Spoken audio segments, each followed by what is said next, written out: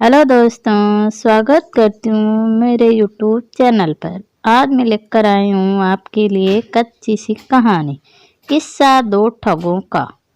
बहुत समय पहले की बात है। बनारस और अयोध्या में दो मशहूर ठग रहते थे। एक का नाम राकेश और दूसरे का नाम सोहन। राकेश बनारस का रहने वाला और सोहन अयोध्या के लोगों को ठगता था। दोनों एक दूसरे को नहीं जानते थे। वैसे दोनों ही ठगी में माहिर और लालची इंसान थे। इनके किस्से भी दूर दूर तक मशहूर थे। एक बार की बात है, हरिद्वार में कचौड़ी मल सेठ की मृत्यु हो गई और उसकी सारी जायदाद उसके पोते अवनीश चौधरी को मिली। ये खबर राकेश ने भी सुनी और सोहन के कानों तक भी पहुंची। दोनों ने अपना अपना सामान बांधा और निकल पड़े। हरिद्वार अवनीश चौधरी को ठगने दोनों की रेलवे स्टेशन पर मुलाकात हुई और कुछ ही देर में दोनों अच्छे दोस्त बन गए। एक दिन बातों बातों में राकेश ने सोहन से कहा, क्यों ने अवनीश चौधरी को ठगा जाए। राकेश, जो खुद को भी इसी काम के लिए आया था, झट से मान गया। फिर क्या था, दोनों ने उसी रात ठगी का उपाय सोचना शुरू कर दिया। दोनों के बीच यह तय हुआ कि जो पैसा मिलेगा उससे आपस में बांट लेंगे। अगले दिन राकेश निकल पड़ा अपने मिशन पर और वेश बदलकर पहुंच गया अवनीश चौधरी के पास। वहां जाकर बोला, बेटा, तुम्हारे दादाजी ने एक बार हमसे व्यापार के लिए 1 लाख रुपए उधार लिए थे और वही रुपए आज मैं तुमसे लेने आया हूँ। इस पर अवनीश ने कहा, मैं तुम्हारी बात पर कैसे विश्वास करूँ।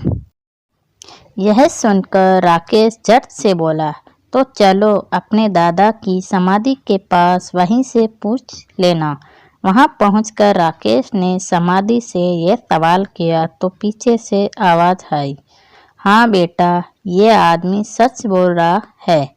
इसके रुपए लौटा दो, वरना मेरी आत्मा को कभी शांति नहीं मिलेगी। यह आवाज थी समाधि के पीछे छिपकर बैठे सोहन की।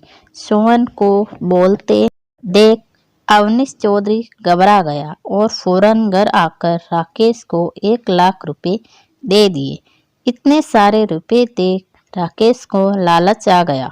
उसने सोचा, सारी मेहनत तो मैंने की, तो फिर आधा हिस्सा सोहन को क्यों दूं। बेटा, रहने दो। सोहन को वहीं समाधि के पीछे ये सोचकर राकेश चुपचाप बनारस वापस आ गया। घर पहुंचकर राकेश ने सारा रुपया चूल्हे के नीचे दबा दिया और अपनी पत्नी रानी से बोला, अगर कोई अनजान व्यक्ति मुझसे मिलने आए तो कह देना कि मैं मर गया। उसके बाद वह घने जंगल में एक अंधेरे कुएं में जाकर छिप गया। उसकी पत्नी रानी रोज सुबह शाम उसे खाना देने आती। इधर सोहन को जैसे ही राकेश की ठगी का एहसास हुआ तो वह तुरंत राकेश के घर बनारस के लिए निकल पड़ा। वहां पहुंचा तो रानी उसके सामने रो रो कर कहने लगी, उन्हें मेरे तो 3-4 महीने हो गए। सोहन भाप गया कि रानी झूठ बोल रही है और उसने भी रोने का नाटक शुरू कर दिया।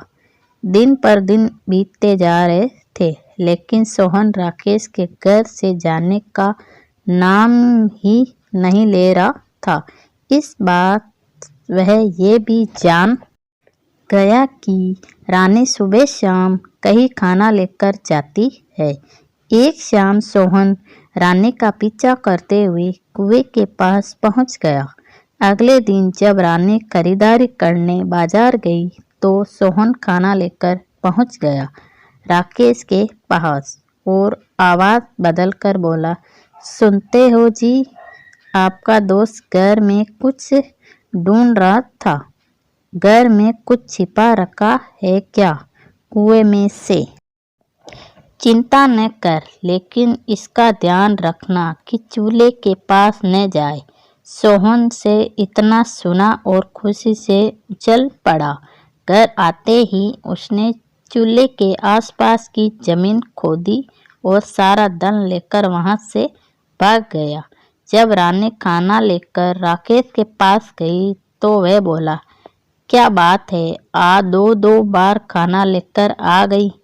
इस पर रानी ने कहा, मैं तो पहली बार खाना लाई हूँ, अब क्या था। राकेश सब समझ गया और घर की तरफ भागा, लेकिन जब तक वह देर हो चुकी थी। अगले दिन सुबह सुबह राकेश सोहन के घर के लिए चल पड़ा। वहां पर बहुत भीड़ जमा थी। उसने अंदर जाकर देखा कि सोहन कफन ओढ़े लेटा था। राकेश ने भी रोने का नाटक शुरू कर दिया और जोर जोर से कहने लगा, मैं अपने दोस्त के बिना नहीं रह सकता। यह कहकर वे गिर गया। लोग दोनों की लाश कब्रिस्तान की ओर ले जाने लगे। तभी अचानक वहां डाकू आ गया। डर के मारे सारे लोग लाशें वहीं छोड़कर भाग खड़े हुए। कफन के नीचे लेटे राकेश और सोहन को भी डर महसूस हुआ तो दोनों खड़े हो गए। अपनी लूट का माल वहीं छोड़ डाकू भूत भूत कहकर दौड़ पड़े। दोनों खूब हंसे और चोरी का माल 1 लाख रुपए बराबर बांटकर अपने अपने घर लौट आए।